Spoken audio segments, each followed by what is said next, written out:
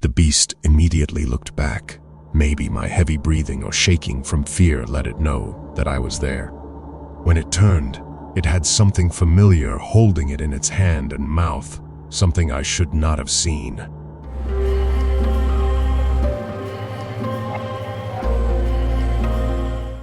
Warning: viewer discretion is advised. The following content contains gory and violent narration that may not be suitable for all audiences. This warning is intended to ensure the safety and well-being of our viewers. It was summer of '97. I was just a child when my family embarked on a camping trip deep within a forest of Wyoming near Cody Peak. Usually, I stay with my grandparents, but this time my parents, let's call them John and Elizabeth, sought adventure and escape from the everyday and wanted me to tag along to get familiar with the experiences. They were unaware of the horrors lurking within these parts of the forest. An icy wind howled through the tall trees as we arrived at the lonely campsite. I was just a kid, but even I noticed the loaded and eerie feeling. I couldn't shake the feeling that unseen eyes watched our every move, hungry and evil. I told them that I didn't like that place, and they told me that everything was fine and that they knew I didn't have much experience with the outdoors. Naturally, I trusted my parents. Night descended, shrouding the forest in a cloak of darkness. Strange noises resonated through the dense foliage, raising goosebumps on my skin. A sinister silence settled over us, broken only by the distant hoots of an owl. I peered into the pitch-black abyss, my heart pounding, anticipating the unknown. In the flickering glow of our campfire, I caught glimpses of a shadow flitting between the trees. Mom grabbed the flashlight and pointed it at the tree line. I guess it was just a bush with the shape of a shadow. Dad mentioned that it might have been a deer or something. They checked around again and dismissed my unease, attributing it to a child's wild imagination. But deep down, I knew something was amiss, something sinister and primal. The next day brought a new level of inexplicable terror. We stumbled upon colossal footprints during a hike. They seemed to be twice the size of my old Hess toy truck. It must have been heavy since the footprint looked pretty deep. They described to me how it could have been a mama bear that stepped in it, and the cub stepped in it immediately after her. If only that were true. The scent of mustiness drifted through the air and smelled like my uncle's old dog when it played in the mud. It was a very distinctive stench. Still, my parents remained undeterred, brushing off the mounting signs of danger. We were hiking all day, and it was already feeling like it was afternoon. Dad looked at his birthday gift, a Casio watch that Grandpa gave him. It was around 2 in the afternoon. We went out early in the morning, so we were pretty far from camp. So he decided it was time to head back to camp.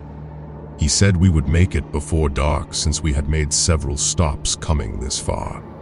We just had to keep on the hiking path with minimal stops, and we would make it just fine.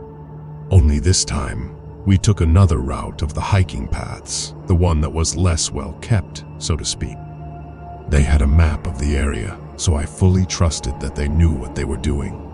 In a moment of misguided bravery, we trespassed upon what seemed to be a makeshift campsite. It looked like a hunter's temporary shelter. It was near a cave entrance, decored with some old clothing pieces lying around.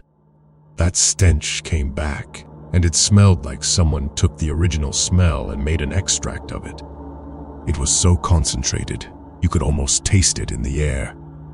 It's one of those smells that stick to your clothes. My parents mentioned that the whole setup looked like a hunter was living in the woods and leaving the blood of the game rot. We went past the setup since we didn't want to disturb any residents and kept returning to camp. The night was falling quickly, and the atmosphere was definitely feeling heavy. This path was way longer than the original one. It's almost nighttime, The sky is clear, and the moon shines strong.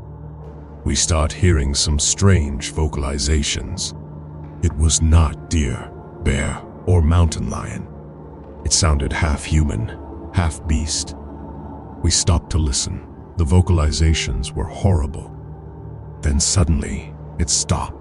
My parents dimmed it again. Some wild animals making mating calls or something like that. These days, I can totally understand that my parents were at fault for everything. They were idiots.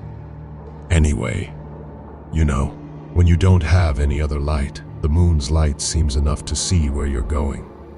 They had flashlights, but said they wanted to enjoy the moonlight since it was enough to see the path. We come to a clearing of only bushes, and we are so close to camp, we can almost see the car gleaming from there. Suddenly, the forest goes dead silent.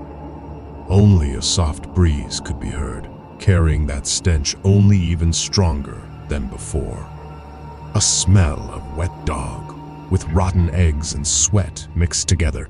Then the moon casts an eerie glow upon a creature that still haunts me. It was almost twice the size of my dad, and we could not see a face, but only what seemed to be dark fur shining with the moonlight. We were frozen. Panic gripped us, but my parents' fear overwhelmed their parental instinct. They were in shock. This thing just stood there and watched us as we doubted our eyes. My dad slowly came to his senses and tried the only thing that came to mind. Dad grabbed me by my shirt and pulled me as he slowly walked sideways. The technique used when you encounter a bear. Mom followed after he signaled her, shaking his head. The creature traced us with its eyes and started slowly turning our way to maintain its body in our general direction. As if it knew to keep an eye on us, nothing like when you encounter a bear. I was just a kid, and everything was new to me. They probably had encounters with wildlife before, but I had just camped in the backyard and visited the zoo a few times.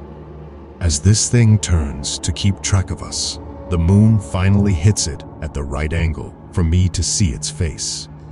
My brain still tries to understand its face to this day. It was like the face of a gorilla, blended with a man, combined with a bear fur. Adrenaline surged through my veins, sharpening my senses. I followed my instincts. I screamed in fear and started sprinting in the opposite direction of that beast. Nearly dislocated my arm. This must have startled it because, in the background of my screaming, I heard that vocalization we heard earlier but way louder. I was so scared I sprinted through the treacherous undergrowth, branches tearing at my clothes, the ground threatening to trip me. All I could hear was the stomping of the heavy footsteps of whatever that thing was. As I ran further, I heard my dad and mom screaming, terrified. Some pounding of what sounded like branches breaking and material tearing. But I refused to succumb to the desire to look back. I pressed forward, my very survival at stake. As the hours passed, exhaustion was setting in. The haunting vocalizations of the creatures echoed through the forest. I had to return to camp, but I ran the opposite way. So as I kept going through the forest, I found a knocked-down tree trunk and hid under it. I waited there for what it felt like hours. After all that running and crying, I started to feel sleepy and really heavy. Once the man-beast hellish vocalization stopped, I figured it was time to try and make it back to my parents. I kind of knew the general direction I came from, so I started going that way. After all, I just had to follow the stench closer to camp. As I was going back in that direction, a smell of metal captured the air. It grew stronger as I got closer. Nature gets silent, and only a soft breeze can be heard once again. I started walking towards the smell of metal. I probably went by it since I didn't see anything but some pieces of a weird material hanging on nearby trees, and some weird-looking pieces of wood, but it was too dark to tell what and where everything was. I could see the car and the campsite, and couldn't wait to return to my parents just so we could get out of there. I was finally getting closer to camp, and it seemed like the coast was clear. So I started whispering, calling my parents. The car was still there, so they had to be here somewhere. It was locked, so I couldn't get in. I looked inside the tent. It just looked ransacked. We were gone for a long time, so it made sense. Some weird sounds came from the direction of the clearing. It must be my parents coming back, I told myself. So I started walking that way with relief. Finally, we can escape this awful memory and never return.